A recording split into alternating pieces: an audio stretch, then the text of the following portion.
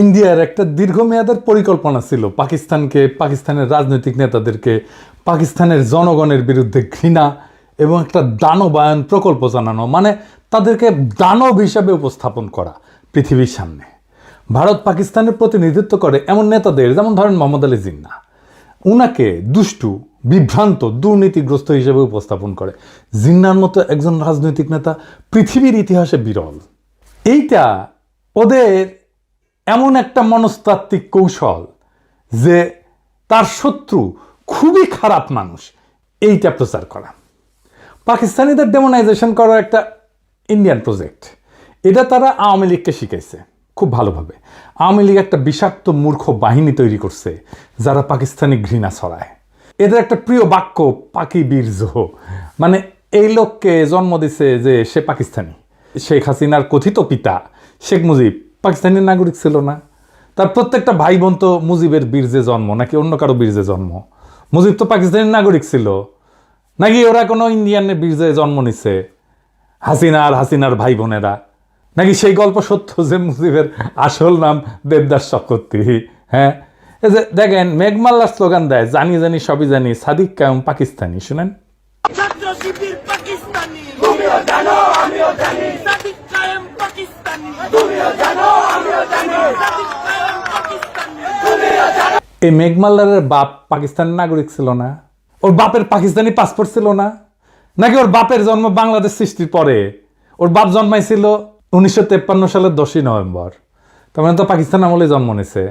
ওই মেঘমাল্লারের দাদা ও কেন পাকিস্তানে থাকিছিল, ইন্ডিয়া যায়নি কেন? সুযোগ তো ছিল।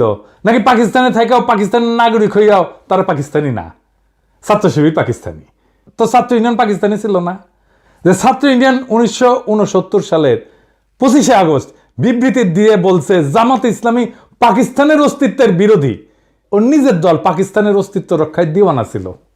পুরো পত্রিকা দেখান ইডিএস সাহেব, পরে আবার কইতে পারে আমরা এডিট করে বানাইছি। দেখান ছাত্র ইউনিয়নের নাম দেখান, ছাত্র ইউনিয়নের নেতাদের নাম দেখান, প্রেসিডেন্ট সেক্রেটারির নাম দেখান। ছাত্র ইউনিয়ন শুধু না, বিপুল বিক্রমে মুজিববাদী ছাত্রলীগও পাকিস্তানের অস্তিত্ব রক্ষায় দিওয়ানা হয়েছিল। এখন পাকিস্তান খুব খারাপ। 1969 সালের 25শে মার্চ আইয়ুবের পতন হয়ে গেছে, মানে গণ অভ্যুত্থান হয়ে গেছে। তারপরের ঘটনা, তারপরে এই বিবৃতি দিচ্ছে 5 মাস পরে পাকিস্তানের রক্ষায় দিওয়ানা। তাও তারা পাকিস্তানি না, অন্যরা পাকিস্তানি। হ্যাঁ, কারণ ওই ডেমোনাইজেশন প্রজেক্ট, পাকিস্তানকে ডেমোনাইজ করা। শাসক হিসাবে পাকিস্তান খারাপ কাজ করে না এরকম না, অবশ্যই করছে। আমরা প্রয়োজনে সেটা সমালোচনা করব, কোনো অসুবিধা নাই। কিন্তু যেই কাজটা করে নাই, আমি কি তারে সেই কাজের দায় দিতে পারি? নাকি সেটা দেওয়া উচিত? আর যখন একজন যে কাজটা করে নাই সেই কাজের দায় তার উপরে চাপায় দেওয়া হয়, তখন তো তার উদ্দেশ্য নিয়ে আমার প্রশ্ন তোলা উচিত। আমার তো তখনই মনে হওয়া উচিত পাকিস্তান যদি এতই খারাপ হয় তাহলে মিথ্যা অভিযোগ কেন দেওয়ার দরকার হইল? মিথ্যা অভিযোগ তো দেওয়ার দরকার নাই। যারা কারো নামে মিথ্যা অপবাদ দেয় তাদের সাথে তো কোনো ডিল করাই উচিত না, তাদের কোনো কথা শোনাই উচিত না, তাদের উপরে আস্থা রাখাই উচিত না। আজকে আমরা এমন একটা অতি জঘন্য মিথ্যাচার নিয়ে আলাপ করব, যেটা ইন্ডিয়া শিখাই দিছিল, আর সেই একই মিথ্যাচার বিএনপি চালাই যাইতেছে আজকেও। সেটা জানতে হইলে একটু পিছনে ফিরে যাইতে হবে, সেই 1971-এ। আসেন আগে আমরা সেই গল্পটা শুনে আসি। 1971-এ বীরশ্রেষ্ঠ মতিউর রহমানের গল্প। বীরশ্রেষ্ঠ মতিউর রহমান গত পরশু ওনার মৃত্যুবার্ষিকী ছিল। 1971 সালের 20শে আগস্ট পশ্চিম পাকিস্তানের করাচির কাছে মাসরুর বিমান ঘাঁটিতে ওই সময় তিনি পোস্টেড ছিলেন। মার্চে যখন যুদ্ধ শুরু হয় তখন কিন্তু তিনি পূর্ব পাকিস্তান মানে বাংলাদেশেই ছিলেন। উনি তখন এইখানে ছুটিতে ছিলেন, যখন জয়েন করেন নাই যুদ্ধে। পরে যখন পাকিস্তান এপ্রিল মে মাসের মধ্যে মোটামুটি পাকিস্তানি সামরিক বাহিনী কন্ট্রোল প্রতিষ্ঠা করে, তখন মতিউর রহমান পশ্চিম পাকিস্তান নিজের ইউনিটে চাকরিতে ফিরে যায়। সেইখানে তাকে ইনস্ট্রাক্টর হিসেবে পোস্টিং দেওয়া হয়। তিনি তরুণ পাইলটদেরকে বিমান চালানো শিখাইতেন। পরে 20শে আগস্ট উনি একজন তরুণ পাকিস্তানি ট্রেনি পাইলট, যার নাম ছিল রশিদ মিনাজ, বীরশ্রেষ্ঠ মতিউর রহমানের ইনস্ট্রাক্টর ছিলেন।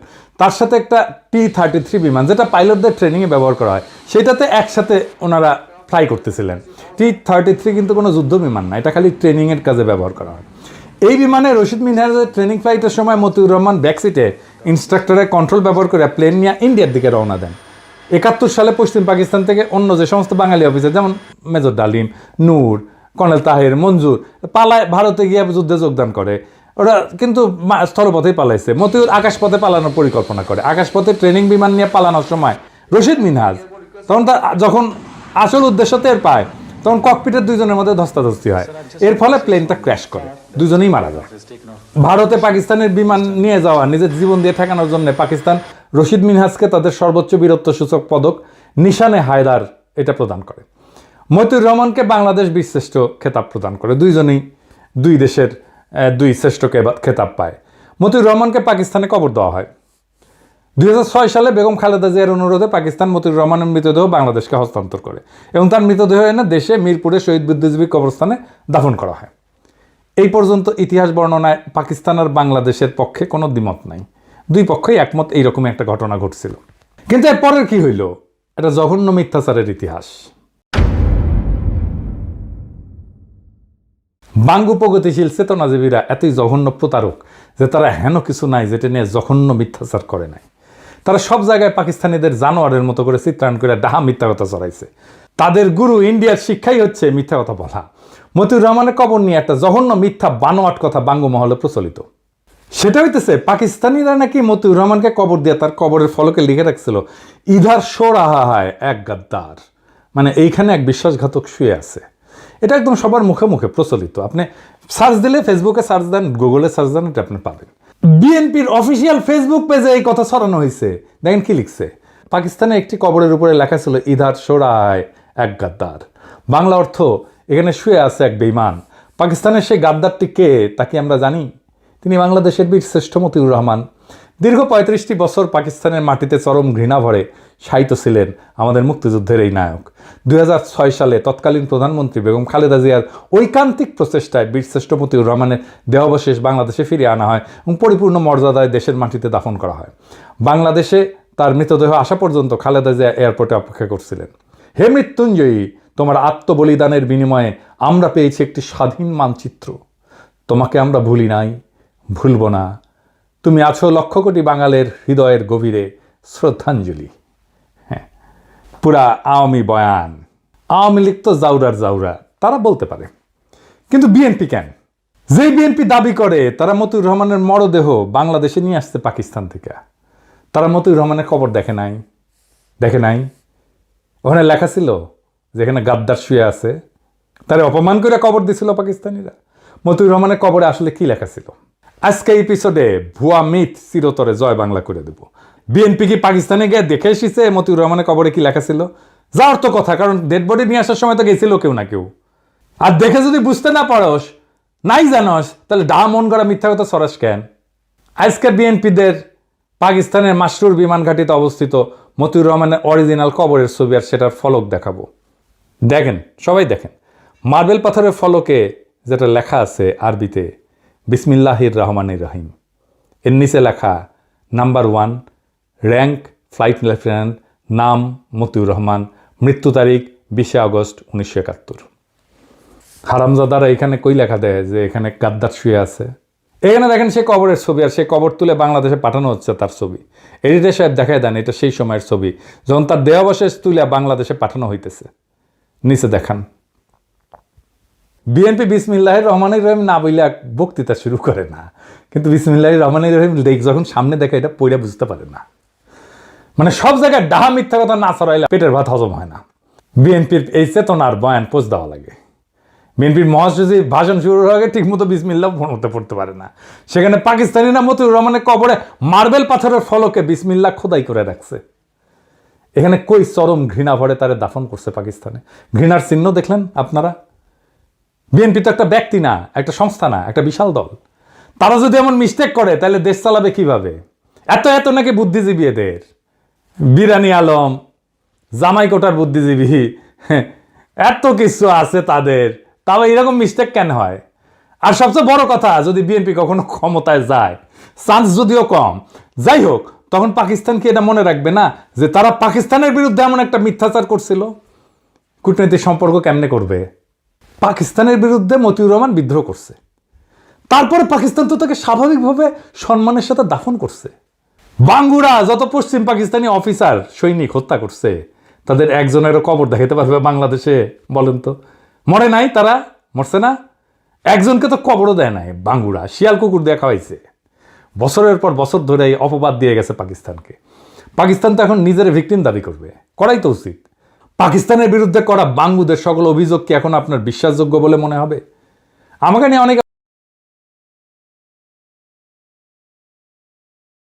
বলে আমি পোল্টিবাজ। বিএনপির নেতা অ্যাপোলো বলছে আমাকে নাকি 2013 সালে পিনাকির সাথে তর্ক করতে হবে। আমার অবশ্যই ট্রান্সফরমেশন হয়েছে, চিন্তার ট্রান্সফরমেশন হয়েছে। হয়, মানুষ বড় হয়। ক্ষুদ্রকালে আমরা সবাই চকলেটের জন্য জীবন দিয়ে দিতাম না একটা? এখন কি দিবেন চকলেটের জন্য জীবন? তো ক্ষুদ্রকালের সেই ইমোশনটা কি ভুল ছিল? আর এখনকার এই প্রজ্ঞাটা কি ভুল? আমার ট্রান্সফরমেশন হয়েছে আপনাদের সামনেই, এমন না হঠাৎ করে হয়েছে, আপনারা দেখছেন। গতকালের ভিডিওতে বলছিলাম না যে আমি সেই গুহা থেকে বাইর হইয়া যখন সত্যের মুখোমুখি হয়েছি তখন আমি হতবিহ্বল হয়েছি। তারপর যখন প্রশ্ন করা শুরু করছি, যা জানছি এতদিন সবকিছু দেখি সব মিথ্যা, সব ঝুটায়। আমি একটা এক্সাম্পল দেখাই, এটা আমার প্রজন্মের যারা, আমার সাথে মুরব্বী যারা, তাদের বলবেন, ওনারাও সাক্ষ্য দেবেন। আসেন সে এক্সাম্পলটা দেখি। আমরা যখন ছোট ছিলাম তখন এই ছবিটা ছাপা হইতো পত্রিকায়, বলা হইতো পাকিস্তানি ছেলেরা লুঙ্গি খুলে দেখতেছে তার খতনা করা আছে কিনা, হিন্দু না মুসলমান। ছবিটা পাকিস্তানি আর্মির না, ইন্ডিয়ান আর্মির। ছবিটা তুলছেন কিশোর পারেক, একজন ইন্ডিয়ান ফটোগ্রাফার। যখন ইন্ডিয়ান আর্মি বাংলাদেশে ঢুকছে সেই সময়কার ছবি। তার একটা প্রকাশিত বই আছে ব্রুটাল বার্থ নামে। এই ছবিটা সেখানেই প্রকাশিত হয়েছিল। ক্যাপশনে উল্লেখ ছিল, ছবির সেনার পরিচয় উল্লেখ ছিল। ছবিটা পিডিএফ অনলাইনে আছে, গুগল করলে পাবেন আর নিজেই চেক করে নিতে পারবেন। তো এইটা যখন আমি প্রথম ফেসবুকে প্রকাশ করি, প্রমাণ হাজির করি, তখন আমার উপরে বাংলার চেতনাবাজরা ঝাঁপে পড়েছিল। আওয়ামী লীগেরা, আমি বাকশালী প্রগতিশীল নাস্তিক বামেরা আমার পিছে লাগে কেন জানেন? প্রথম কারণ হচ্ছে বামেরা হারে হারে জানে, চিনে আমারে, আমার ক্যাপাসিটি কি, একসাথে রাজনীতি করে আসতেছি তো ওরা জানে আমি কি জিনিস। তারা জানে আমি কি করতে পারি, আমি কিভাবে তাদের বানানো দুর্গ ধ্বংস করে দিতে পারি সেটা তারা জানে। তারা জানে যে এইখানে কি আছে। তারা বুঝেছিল যে এই লোকটা একে একে এই ভুল ইতিহাসের মিথ ভাঙতে থাকবে, এই লোকটাকে থামানো দরকার। কিন্তু তারা বোঝে নাই কেমনে থামাইতে হবে, এখনো বোঝে নাই, পারবেও না কোনোদিন থামাইতে। তারপরে তো একে একে মিথ ভাঙতে থাকলাম। আমেরিকা এক একটাভাবে মুক্তিযুদ্ধের বিরোধিতা করেছিল, সেই মিথ ভাঙিছি না? ইসলামপন্থী আলেমেরা মুক্তিযুদ্ধের বিরোধিতা করছিল, সেই মিথ ভাঙিছি না? রাজাকারদের দাড়ি টুপি ছিল আর তারা পায়জামা পাঞ্জাবি পরতো, সেই মিথ ভাঙিছি না? ধর্মনিরপেক্ষতা প্রতিষ্ঠা করার জন্য মুক্তিযুদ্ধ হয়েছিল, সেই মিথ ভাঙিছি না? দেশ ভাঙার জন্য মুসলিম লীগ দায়ী, সেই মিথ ভাঙিছি না? 1971 30 লক্ষ শহীদ হয়েছে, সেই মিথ ভাঙিছি না? ভাষা আন্দোলনের মিথ ভাঙিছি না? 6 দফার মিথ ভাঙিছি না? পাকিস্তানি শোষণের মিথ ভাঙিছি না? সামনে আরো কাজ আছে। আমি যদি বাইসে থাকি আগামী 50 বছরের বাংলাদেশের রাজনৈতিক বয়ান তৈরি করে দিয়ে যাব ইনশাল্লাহ। কোনো বাঙ্গুর ক্ষমতা নাই আমার ঠেকায়। শুধু বয়ান না, আগামী রাজনীতির গতিপথ তৈরি করে দিয়ে যাব ইনশাল্লাহ। জুলাই বিপ্লবের যোদ্ধাদের অনেকে হতাশা নিয়ে মেসেজ করে, শহীদ পরিবার মেসেজ করে, আহতরা হতাশা নিয়ে মেসেজ করে। কয়দিন আগেই আবু সাইদের বড় ভাই ফোন দিছিল, মেলা হতাশার কথা বলল। আমি সবাইরই বলি, আগামীর বাংলাদেশটা আমি দেখতে পাইতেছি। ওই বাংলাদেশ আমাদের স্বপ্নের বাংলাদেশ, আমাদের শত্রুদের বাংলাদেশ না। ওই বাংলাদেশ নির্মাণের প্রথম ধাপ সকল বাঙ্গু সুশীলদের সামাজিক আর রাজনৈতিক কর্তৃত্ব থেকে উৎখাত করা। আওয়ামী লীগকে আঘাতে আঘাতে ধসায় দিছি কেমনে আপনারাই দেখেছেন না? সেই 2021 সাল থেকে একের পর এক আঘাত করে ওদের সব বয়ান একের পর এক ভাঙিছি। ওরা ভিতর থেকে ফাঁপা হয়ে গেছে, মরালি ওরা নাই হয়ে গেছে, ওর ক্ষমতা আমরা ভিতর থেকে নাই করে দিছি। এইটা 1-2 এর কাজ। এখন এই কাজ আমরা একসাথে করব আবার আমরা ইনশাল্লাহ। মিথ্যা হইল ক্ষমতার সহজতম অস্ত্র। যখনই সত্যকে পরাজিত করা যায় না, তখনই শত্রুকে ডেমোনাইজ করা হয়, দানবায়ন করা হয়, অদৃশ্য কইরা ভয়ঙ্কর করে তোলা হয়। ভারত পাকিস্তানের বিরুদ্ধে যে প্রকল্প চালু করছিল আর আওয়ামী লীগ যে প্রকল্পকে আত্মস্থ করছে, আজ বিএনপি যে প্রকল্প বহন করে নিয়ে চলছে, কিন্তু মিথ্যার সেই প্রকল্প ধ্বংস হবে। কারণ মিথ্যার সবচেয়ে বড় সীমাবদ্ধতা হইল সেটা ইতিহাসের বোঝা বইতে পারে না, একসময় ভেঙে পড়ে, উন্মোচিত হয় তার শূন্যতা। আজ আমরা এক সীমানার সামনে দাঁড়ায় আছি যেখানে মিথ্যার সত্যের সংঘর্ষ নির্ধারণ করবে আগামীর বাংলাদেশের রূপ। যদি আমরা মিথ্যার শিকল ভেঙে সত্যকে গ্রহণ করি তবে আমাদের রাজনৈতিক কল্পনা হবে মুক্ত। আর যদি মিথ্যার বন্দিত্বে থাকি তবে স্বাধীনতার অর্ধ শতাব্দী পার হয়েও আমরা প্রকৃত মুক্তি পাব না। সুতরাং আমাদের যাত্রা কেবল পাকিস্তান, বাংলাদেশ, ভারতের ইতিহাসের ভেতরে সীমাবদ্ধ না। আমাদের যাত্রা আসলে সত্য এবং মিথ্যার মধ্যেকার এক অনন্ত সংগ্রামের অংশ। আগামীর বাংলাদেশ সেই সংগ্রামের ফসল, যেখানে শাসন আসবে মিথ্যার প্রজেক্ট থেকে না, বরং সত্য, ন্যায় আর জনগণের আত্মমর্যাদা থেকে। মিথ্যার রাজনীতির অবসান ঘটানোই আমাদের মুক্তির প্রথম ধাপ। ইনকিলাব জিন্দাবাদ।